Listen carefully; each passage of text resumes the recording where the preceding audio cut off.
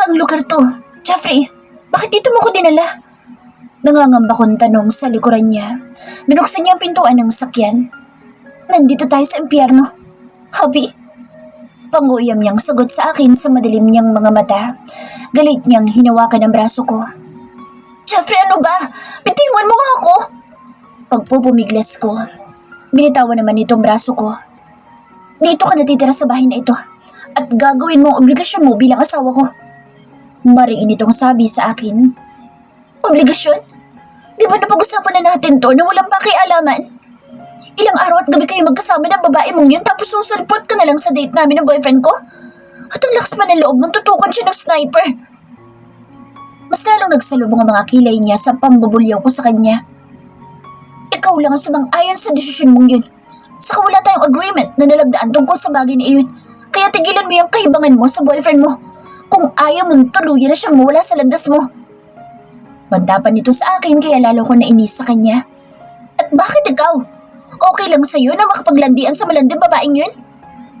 Bigla nitong hinablot ang braso ko at mariing pinisil. Napangawi naman ako sa sakit. Huwag kang magsalita ng masama laban sa kanya dahil wala ka pa sa kalingkingan niya. Pasalamat ka't walang nangyaring masama sa pinagbubuntis niya ng dahil sa kagagawan mo. Dahil kung meron, baka pareho kayong pagbuhol-buhuli ng pinsan mo at isama ko na rin yung pinagmamalaki mong boyfriend. Wika nito sa akin sa kabinitawan ng braso ko. Pakiramdam ko'y umakyat ang lahat ng dugo ko sa aking ulo nang marinig kong buntis si Sheena. Ang baboy mo! Binuntis mo pa talaga ang babae ng pinsan ko? Tapos ikaw pang may ganang magbanta sa akin ngayon? Walang iya ka! Nanggigigil kong hinampas ang dibdib niya. Hindi man lang siya umilag. Sinasalo niya ang bawat suntok ko sa dibdib niya. Napaiyak ako sa galit hanggang pati sipon ko'y tumulo na sa sobrang inis. Hanggang sinapagod na ako sa kakasuntok ng dibdib niya at napasandal ang ulo ko sa malapad niyang dibdib. Bakit sa dinami-dami ng mga babae? Bakit ang mahal pa ng pinsan ko? Bakit siya pa, Jeffrey? Alam mo ba kung gaano kamahal ni Liam ang babaeng binuntis mo? Bakit sinira mo ang buhay nila? Bakit? Panunumbat ko sa kanya habang patuloy pa rin ang aking pag-iyak. Kung wala kang alam sa mga nangyayari, mabuti pang manahimik ka lang. Sayang lang ang luha mo. Hubarin mo yung suot-suot mong singsing na ibinigay sa'yo ng laking yun at ibalik mo sa daliri mong wedding ring natin at engagement ring mo. Utos niya sa akin. Kung ayaw kong tanggalin to, may magagawa ka ba? Galit kong wika sa kanya. Okay, fine. Madali lang naman akong kausap eh. Kung hindi mo ibabalik sa daliri mong wedding ring natin, sisiguraduhin ko sa'yo na hindi mo rin may susuot ang singsing na iyan na ibinigay sa'yo na lalaki yun. Galit itong banta sa akin at hinila ang kamay ko ng mahigpit patungong kusina. Kumuha siya ng matalas na kutsilyo at pinatong ang kamay ko sa lamesa kung saan nakalagay ang singsing na ibinigay ni Darwin sa akin. Anong gagawin mo ha? Bitiwan mo ako! Pagpupumiglas ko sa kanya ngunit ang lakas niya at wala ring silbi ang pagpupumiglas ko sa kanya. Mamili ka. Huhubarin mo ang singsing na iyan at ibabalik mo ang wedding ring natin? O parehong hindi mo mapapakinabangan ng mga daliri mong yan? Anya na mukhang handang putulin ang mga daliri ko. Nataranta ako kaya pumayag na rin ako sa gusto niya. Oo na, tatanggalin ko na. Bitawan mo ng kamay ko. Binitawan niya naman ang kamay ko. Bilisan mo. Bulyaw pa nito sa akin. Pero nasa man siya ng wedding ring ko. Saad ko. May kinuha naman ito sa bulsa niya. Ayan, isuot mo. Sabay hagis ng dalawang singsing sa lamesa. Ang wedding ring at ang engagement ring. Dali-dali ko naman dinampot ang mga iyon. Tinanggal ko sa akin daliri ang singsing na ibinigay sa akin ni Darwin at sinuot ang dalawang singsing. Inagaw naman niya sa akin ang singsing na bigay ni Darwin. Akin na yan. Galit na hinablot nito ang singsing na ibinigay ni Darwin sa akin. Ano ba? Akin na nga yan! Sabay agaw ko ng singsing sa kanya pero agad naman niya itong itinaas kaya hindi ko naabot. Dahil sa tangkad nito, kailangan ko pang tumalon-talon para makuha iyon. Hanggang balikat niya lang kasako. Tumigil ka! Mapapagod ka lang. Ihanda mo sarili mo dahil may mahalagang bisita tayo mamayang gabi. Seryoso nitong utos sa akin. Hiningal ako sa ginawa kong pagtalon-talon. Gago ka! Sigaw ko sabay bato sa kanya ng flower vase na nasa tagiliran ko. Natamaan ko siya sa balikat.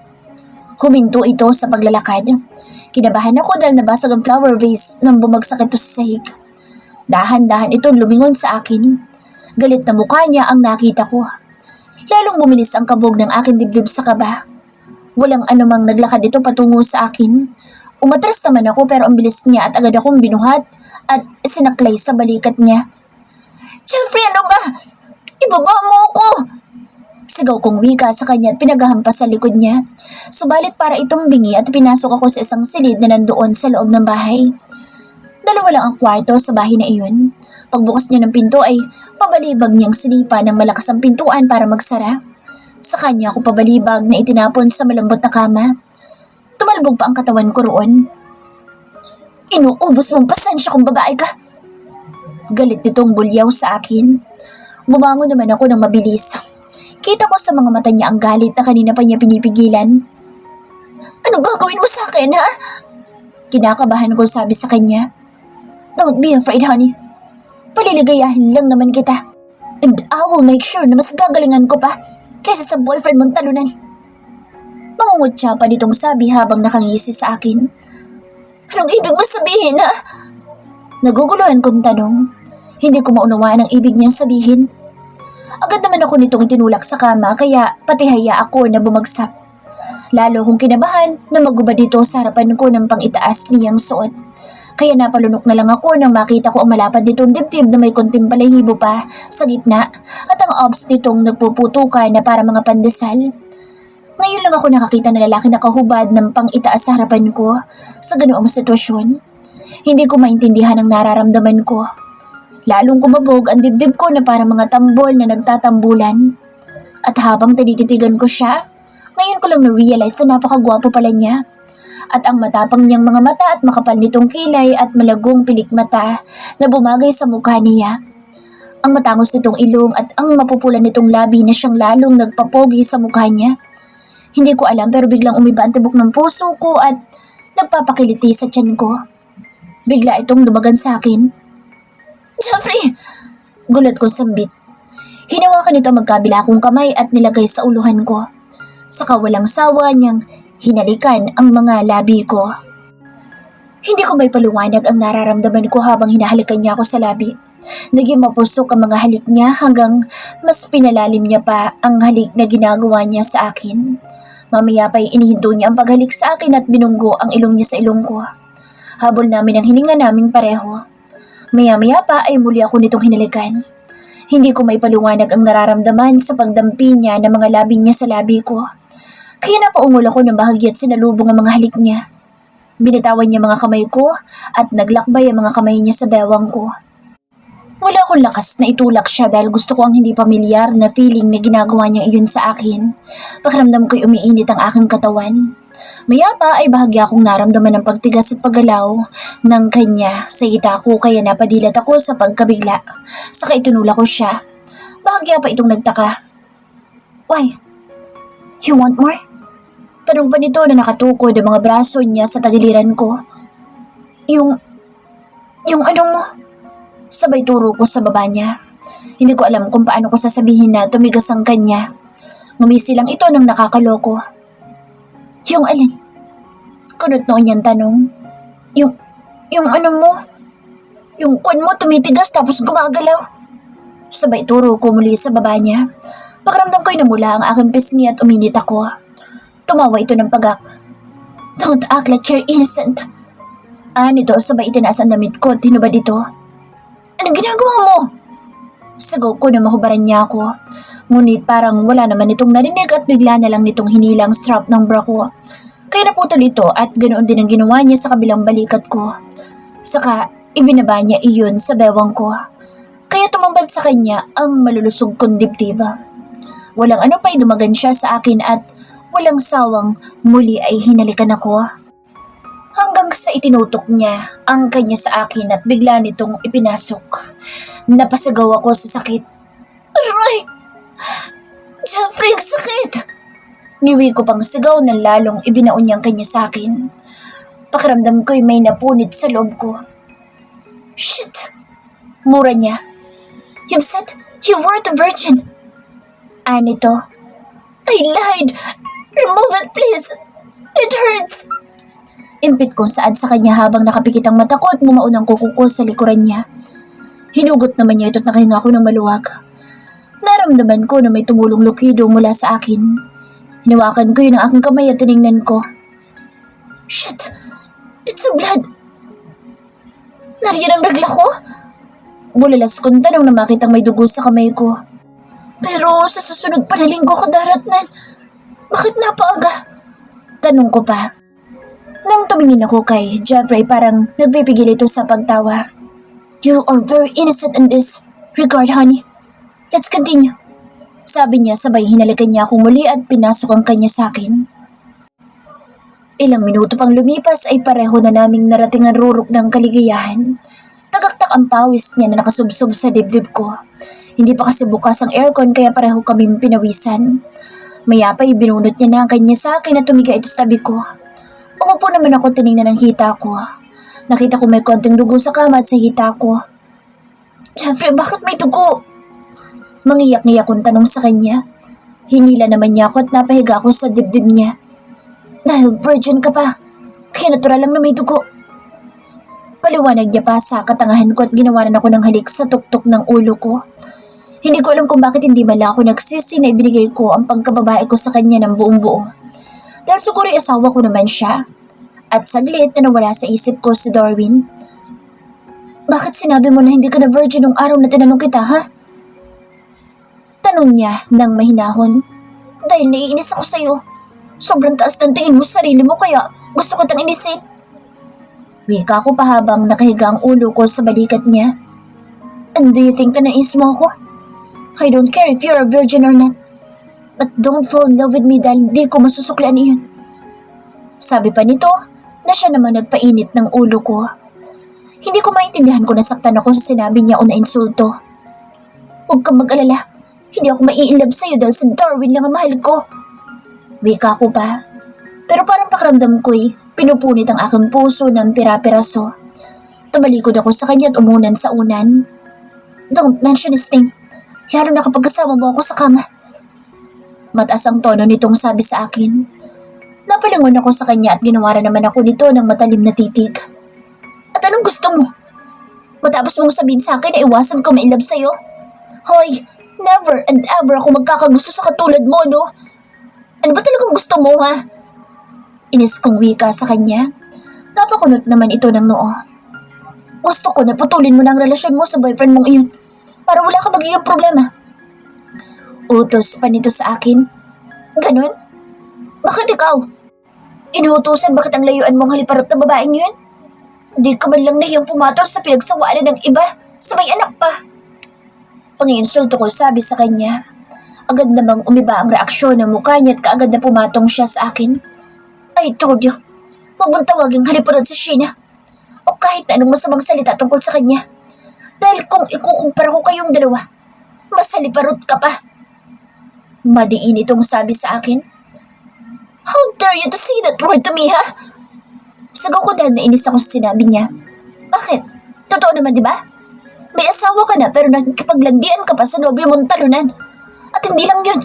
Tinanggap mo pa ang proposal niyang kasal sa'yo. Madiin pa niyang sabi habang nakatukod ang mga braso niya sa tagiliran ko.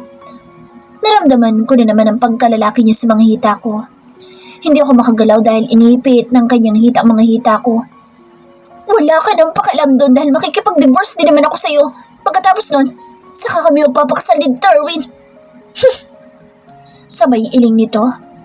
Sa palagay mo kaya, magpapakasal pa siya sa'yo oras na malaman niya na ikinasal ka na sa'kin? Tatanggapin ka pa kaya niya ng buong buo kung malaman niya na nasira ko ng pagkababae mo? Panginsulto niya pa sa akin. Oo, dahil mahal niya ako at mahal ko din siya. Kaya alam kong tatanggapin niya ako. Katawan ko lang ang nakuha mo at hindi ang puso ko. Sigaw ko sa kanya. Kung mahal mo lalaking yun, di ka sana pumayag na angkinin kita. Pero pumayag ka dahil gusto mo din ang bawat haplos ko sa katawan mo. Sabay ngisi nito. Namula na naman ang mga pisngi ko sa sinabi niya. Dahil nirape mo ako, kaya may magagawa pa ba ako? Walang hiya kong saad sa kanya nang wala na akong mairason. Tumawa naman ito ng pagak. Rape? Alam mo bang ibig sabihin ng rape? Ngisi nitong tanong sa akin. Anong akala mo sa akin, tanga? Na hindi alam ang ibig sabihin nun? Oo, ikaw nagsabi niyan. Dahil wala namang rape na naganap sa atin kanina. May rape pang halos ang mga ungol mo lang naririnig ko sa silid na to. Insulto niya pa sa akin. How dare you! Bulyaw ko sa kanya. Honey, kusa mong ibinigay sa akin ang pagkababae mo. Hindi ka nga nanlaban at nasarapan ka pa nga kaya napapaungol ka sa sarap. Ito sa ngumiti pa. Lalo namang nagwala ang puso ko sa mga ngiti niyang iyon. Pakiramdam ko ay may mga paru-paro lumilipad sa loob ng tiyan ko. Nang may masmasan ako, itinula ko siya kaya napahiga siya sa tabi ko. Ang kapal mo talaga! Inis kong hinampas ang dibdib niya. Pero agad niyang sinalo ang mga kamay ko at tinila niya ako at siniil ng halik. Hindi ko na naman siya magawang tanggihan o itulak. Hanggang sa inangking niya ulit ako. Pero ako na ang sa itaas at siya na ang sa ibaba ng oras na iyon. Ilang oras kaming nanatili sa silid na iyon. 4 na beses niya pa akong inangkin na parang walang kapaguran. Hanggang sa makatulog na ako. Pakiramdam ko'y naubusan na ako ng lakas kaya hinayaan niya na akong matulog. Dahil pareho lang kaming napagod sa isa't isa. Honey, wake up! Gising ni Jeffrey sa akin. Iminulat ko ang aking mga mata at ang gwapo niyang mukha nakita ko. Bagong ligo ito dahil basa pa ang buhok nito. Bumangon ka na dyan at shower dahil may bisita tayong darating. Wika nito at nagbihis siya ng polo na kulay puti at maong pants. Akmang babangon ako nang maramdaman kong masakit ang buo kong katawan. Pakiramdam ko'y nabugbog ako ng husto. Ang sakit ng mga muscles ko lalo ng private part ko na parang gumuhit ang sakit sa loob noon kapag kikilos ako. Kaya dahan-dahang bumangon ako at umupo muna sa kama. Napangiwi pa ako nang maramdaman ng hapdi sa pagkababae ko. Masakit pa ba? Tanong ng asawa ko nang nakangisi pa. Pinukulan ko siya ng masakit na tingin. Ano ba sa palagay mo ha? Matapos mo akong gasain ng ilang beses tapos nagkana ka pang magtanong dyan. Bulyaw ko sa kanya. May kinuha naman itong paper bag at inilapag sa kama. Pagkatapos ay tumapat ito sa akin at yumuko para mapantayan ako. You're such a cruel woman, honey. Mag-shower ka na at baka hindi ko mapigilan ang sarili ko at maghahasa na naman kita. Lalo na't nangaakit na naman niyang katawan mo. Sabi pa nito na pinaliit pa ang mga mata at humagod ng tingin sa buong katawan ko. Bigla ko namang naalala na wala pala akong saplot kaya tinakpan ko ang aking dibdib ng kamay at inipit ang hita ko. Shy? Sabay iling-iling nito. Nakita ko ng lahat yan. Nahawakan at natikman. Kaya don't be shy, honey. Nakangisi ito at ginawaran pa ako ng mabilis na halik sa labi at tumuwid na ng tayo. Pakiramdam ko'y namula ang aking mga pisngi at bumilis ang tibok ng aking puso na hindi ko maipaliwanag. Dali-dali akong tumayot kinuha ang roba na nakasabit sa likuran ng pintuan. Alam kong ginamit niya na iyon dahil medyo basa ito at naamoy ko pa ang amoy nito. Sunod ko iyon at inirapan siya. Ngumisi pa itong lalo at tinaas ang isang kilay. Pakiramdam ko'y malulusaw na ako sa hiya. Humakbang ako ng paika-ika palabas ng kwarto para magtungo sa banyo. Napakagat ako sa ibabang labi ko nang maramdaman ko pa rin ang kirot sa aking pagkababae. Hindi ko inaasahan na ganito pala kasakit pagkatapos mong makipagtalik. Ang gago kong asawa'y sumandalang sa pader at pinag-cross ang mga paa. Humalukip-kip ng kamay sa dibdib niya at tinitingnan lang ako na paika-ika sa paglalakad. Inirapan ko siya. Mumisi naman ito na parang nangaasar pa. Pagsapit ko sa banyo na malapit sa kusina'y naligo ako. May shower naman ang banyo kahit maliit ang bahay at hindi ganoong kalakihan ang banyo pero malinis naman ito. Pagkatapos ko maligo'y bumalik ako sa kwarto para magbihis.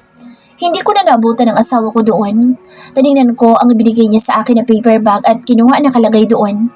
Nakita ko na may dress na kulay asul at spaghetti ang straps nito at saka may underwear at bra na rin. Sunod ko ang mga iyon. Hanggang binti ko ang dress saka humarap ako sa salamin na nandoon sa kwarto. Laking gulat ko nang may makita ako ng mga pulang bakat sa leeg at dibdib ko. Inaalala ko kung anong nakain ko at baka nagka-allergy ako pero yung lunch na inihanda lang naman ni Darwin ang nakain ko kanina. Kaya nagtataka ako bakit nagkaroon ako ng mga pulang bakat sa katawan ko. Hindi ko na yun pinansin dahil hindi naman yun Makati. Lumabas ako ng kwarto para hanapin ang asawa ko at tatanungin ko kung sino bisita niyang darating. Pero nung nasa sala na ako, ay saka naman ang pagpasok ni Manang Miding. May mga bitbit itong plastic bag. Kanina ka pa, Manang? Tanong ko. 1 oras pa lang po, senyorita. Sagot naman niya. Ano ko yan dala niyo? Yung mga in-order po ni senyorito na pagkain para po sa dinner ninyo mamaya. Sagot naman ni Manang. Ganun ba? Nasaan na palang amo mo? Tanong ko pa. Nasa labas po, tinihintay ang bisita niya. Sagot naman ito. Sumimangot naman ako. Sige po senyorita, ayusin ko lang po ang pagkainan. Wika pa nito saka nagtungo sa kusina. Kaya napagpasyahan ko na bumalik na lang sa kwarto at mahiga. Iniligbot ko pang aking paningin sa paligid na silid na iyon. Masamak na maganda ang kwarto ko sa mansyon ni Jeffrey kaysa dito.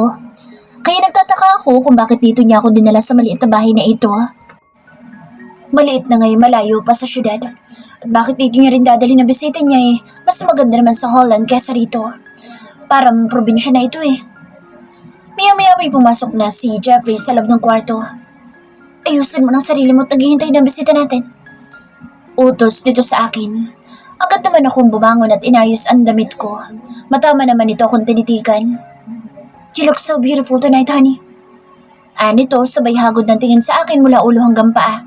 Saka binalik nito ang tingin sa akin leeg at cleavage ko na may pulang bakat. Ngumiti ito na parang nakakainsulto. Anong tinitingin-tingin mo? Mulyaw ko pa sa kanya. Nothing. Ang ganda mo pala kapag may mga marka kang ganyan. Sabay turo nito sa pulang marka na nasa leeg at dibdib ko. Allergy yan. May nakain lang ako kanina kaya siguro namumula mga yan. Utal-utal kong wika. Tumawa naman ito ng pagak. Kumunot naman ang noo ko sa tawa niya. Talaga lang ha? Na may nakain ka kanina? O baka ikaw kinain? Nakangisipan nitong tanong at tumalikod na para lumabas ng kwarto. Bilisan mo, tihintayin ka namin sa mesa. Nito bago tuluyang lumabas. Nagngingit-ngit naman ako sa inis sa sinabi niya kaya inayos ko ang aking sarili. Pasado 8:00 iyon ng gabi. Di kalaunan ay lumabas na ako sa kwarto para makipagharap sa sino mang bisita niyang iyon. Nang nasa labas na ako ay nakaupo na ang bisita niya at si Jeffrey naman ay nakaupo na rin. Hindi ko makita kung sino bisita niya dahil nakataliko dito. Ulo lang nito nakikita ko dahil natabunan ng katawan sa sandalan ng upuan at nakataliko dito. Tumikim ako para malaman nila na nandoon na ako. Oh honey, come and sit here. Ani Jeffrey nang nakangiti. Lumingo naman sa akin ang bisita niya at pareho kami nanlaki ang mga mata at nagulat nang makita ang isa't isa. Napatayo ito. Krisa, what are you doing here? Takang tanong nito. Oh, Mr. Valiaga, do you know my wife? Ani Jeffrey at lumapit ito sa akin at inakbayan pa ako. Pakiramdam ko'y napako ang aking mga paa at hindi ako makapagsalita sa pagkabigla. What's the meaning of this, Krisa? Galit nitong tanong sa akin habang ang asawa ko'y kampante na inaakbayan ako. Mr. Valiaga, she's my wife. At nandito kami sa bahay na ito para sa honeymoon namin. Kaya pasensya ka na kung dito kita pinapunta. Ayoko kasing iwanan mag-isa itong misis ko. Sabi nito sabay kabig pa sa akin ni Jeffrey. Napanganga ako at hindi ko alam ang gagawin o sasabihin. Well, kilala niyo na siguro isa't isa. Pasensya ka na kung hindi ka na-invite sa kasal namin. Nasa ibang bansa ka kasi noon Dugdong pa na asawa ko. Darwin? I'm sorry. Mahinang sambit ko nang makapagsalita ako. Kanina lang magkasama tayo, Krisa. Nag-propose ako sa'yo at sinagot mo yun. Bakit niloko mo ako, ha? Bakit hindi mo sinabi sa akin na kasal ka na kay Mr. Bright? Panunumbat ni Darwin sa akin. Alam kong masakit para sa kanya iyon pero mas lalong masakit sa akin dahil pakiramdam ko'y pinaglalaruan kami ng Jeffrey na ito. Kilala niya pala si Darwin pero bakit hindi niya man lang sinabi sa akin? Winaksi ko ang kamay ni Jeffrey mula sa pagkakaakbay sa akin at lumapit ako kay Darwin. Hinawakan ko ang dalawa niyang kamay. Darwin, I'm sorry. Sasabihin ko naman sana dapat sa'yo Kaso ayokong masaktan ka. Maniwala ka sa akin. Ikaw ang mahal ko at hindi ang lalaking yan. Sumama ko kay Darwin. Krisa, niloko mo ko. Sinaktan mo ko. Ang masakit pa, habang nasa ibang bansa ako. Ikaw naman, kasama si Mr. Bright. Ginawa mo akong tanga. Paano mo nagawa sa akin to, ha? Ani Darwin at binawi ang mga kamay nito. Darwin, magpapaliwanag ako. Hindi kita niloloko. Hindi ko mahal ang lalaking yan. Pagsusumamo kong wika kay Darwin. Honey, kanina lang sinabi mo sa akin na mahal mo ako habang nasa kama tayo. Kung hindi mo ako mahal, hindi ka mag-e-enjoy sa kama kanina. Sabat naman ang asawa ko na siyang pinagpanting ng aking tenga sa galit. Nilingon ko siya pero nakangisi lang ito na parang nangaasar pa. How dare you! Inis kong sigaw sa kanya. Gumilid ang mga luha ko sa inis, lalo na sa pagngisi niya. Pakiramdam ko'y pinaglalaruan niya ako. Napakasinungaling mo! Hindi ko sinabi mahal kita at saka wala nangyari sa atin. Pagsisinungaling ko pang wika, saka lumingon ako kay Darwin. Ayokong bumaba ang tingin sa akin ni Darwin dahil malaki ang respeto nito sa akin. Kahit sa loob ng 3 taon na hindi ako nito tinangkang halikan sa labi o kunin ang pagkababae ko. Chris, huwag mo nang dagdagan ang kasinungalingan mo. Dahil imposible ang walang nangyari sa inyo ni Mr. Bright. Huwag mo na akong gawing tanga. Malinaw na pinaasa mo ako't niloko. Ani Darwin na namumula na ang mga mata. Maniwala ka sa akin, Darwin. Walang nangyari sa amin. Iyak kong wika. Chris, stop! Sagaw nito sa galit. Look at yourself. Hindi lang ako niloloko mo kundi pati ang sarili mo. Kung walang nangyari sa inyo ng asawa mo, wala ka dapat ganyang mga marka sa katawan mo. Duro pa dito sa leeg ko. Agad ko namang naalala ang mga pulang marka na iyon sa leeg at dibdib ko. Allergy lang to sa nakain natin kanina. Kaya namumula ito. Wika ko pa sa katangahan ko.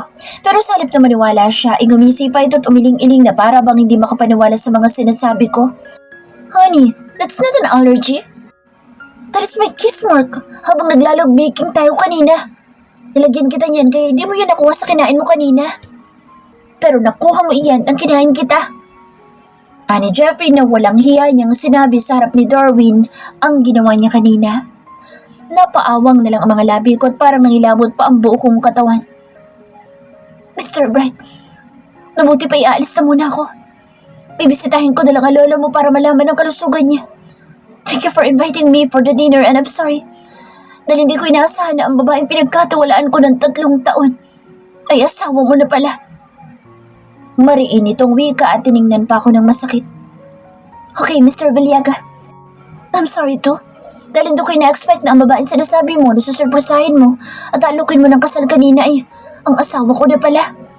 Kung alam ko lang hindi na sana kita sinamahan para bumili ng engagement ring sa shop ko. Binigyan pa naman kita ng 50% discount. Ani Jeffrey na may kinuha ito sa bulsa niya. It's okay, Mr. Bright. Wala na akong magagawa dahil kasal na kayo ng girlfriend ko. Naste, ex-girlfriend ko na pala. Wika ni Darwin. Oh, this is your ring. Ibigay mo yan sa bagong babae na makikilala mo. And don't worry, sagot ko ng wedding ring kapag ikinasal ka na sa bagong magiging girlfriend mo. Wika pa ni Jeffrey na parang ayos lang sa kanya ang lahat at ibinigay niya kay Darwin ang sigsing na pilit niyang pinakuha sa daliri ko kanina pagdating namin sa bahay na ito. Thank you. Mag-usap na lang tayo sa susunod. Wika naman ni Darwin at tinapik ang balikat nito. Darwin, please. Mag-usap muna tayo. Habol ko kay Darwin ang akman tatalikod na ito. I'm sorry, Chris. Pero wala na tayong dapat pang pag-usapan. Sa dinami-rami ng lalaki pero kami pa talaga mag-best friend ang tinalo mo. Anito, sabay tumalikod at tumakbang sa pintuang palabas. Wala na akong ginawa kundi ang tingnan siyang palabas at tinayaan ko na lang na pumatak ang mga luha ko. Hindi ko inaasahan na magkakilala sina Jeffrey at matalik pa sila magkaibigan. Pero bakit wala siyang binanggit sa akin? O hindi man lang niya nabanggit sa akin si Jeffrey noon? O sadyang napaka-pribado lang talaga ng buhay ni Jeffrey. Dahil hindi ko alam na may lola pa pala ito. Dahil yun ang nabanggit ni Darwin kanina. Lumangon ako kay Jeffrey habang tumutulong mga luha ko at pinukulan ko siya ng masakit na tingin. Napakawalang hiya mo talaga. Dinala mo dito sa Darwin para lang ipamukha mo sa akin na kaya mong gawin ang lahat ng gusto mo. Ang sama mo. Iyak kong singhal sa kanya. Tinulungan lang naman kita kung paano mo sasabihin sa kanya ang totoo. Hindi yung niloloko mo lang siya at pinaasa. Ang sabihin mo, napakawalang hiya mo. Ang sama-sama mo. Wala kang kasing sama. Matalik mo nga siyang kaibigan pero tinutukan mo pa siya ng sniper sa ulo para mapasunod mo kung sa gusto mo mangyari. Hinagpis ko pang sigaw sa kanya. Wala akong pakialam kung ano man ang tingin mo sa akin. Basta ito lang ang tandaan mo. Pag akin, akin. At kapag mamay-ari ko na, magmamay-ari ko na. Kaya ito ang tatandaan mo. Pag akin, akin. At kapag pagmamay-ari ko na, pagmamay-ari ko na. Kaya ito ang tatandaan mo. Simula ngayong araw na ito, pagmamay-ari na kita. Mariin itong wika sa akin.